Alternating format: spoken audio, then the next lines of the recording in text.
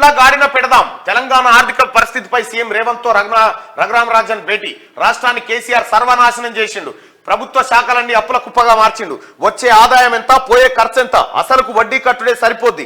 తెలంగాణను సరికొత్తగా మారుద్దాం, ప్రజల భవిష్యత్తుకు భరోసానిద్దామని చెప్పి నిన్న ఒక కీలకమైనటువంటి భేటీ జరిగింది. 9.5 ఏళ్ల కేసీఆర్ పాలనలో తెలంగాణ రాష్ట్ర ఆర్థిక పరిస్థితి ఘోరంగా దిగజారిపోయింది. కేసీఆర్ కాక చేసిన అప్పుల కుప్ప పుణ్యం అంటూ కొత్త అప్పులు పుట్టడమే కష్టమైపోయింది.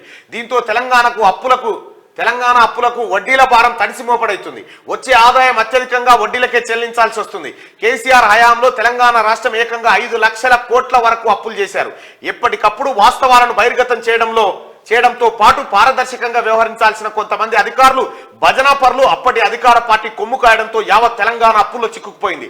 దీంతో కొత్తగా అధికార బాధ్యతలు చేపట్టిన కాంగ్రెస్ ప్రభుత్వం ముందు తెలంగాణ ఆర్థిక స్థితిని గాడిన పెట్టడం సవాలుగా మారింది. అదే సమయంలో తెలంగాణ కోసం చావు నోట్లోకి వెళ్లి వచ్చానంటూ గప్పాలు కొట్టుకునే కేసీఆర్ వెలగబెట్టిన నిర్వాహకం ప్రజానికానికి తెలియాల్సిన అవసరం ఎంతైనా ఉంది. తెలంగాణ అభివృద్ధికి కాంగ్రెస్ పార్టీ ఎంత చిత్తశుద్ధిగా కట్టడిగా ఉందో అదే సమయంలో కేసీఆర్ తెలంగాణ సమాజానికి చేసిన దారుణ మోసాలను ప్రజలకు తెలియపరచాల్సిన అవసరం ఉంది.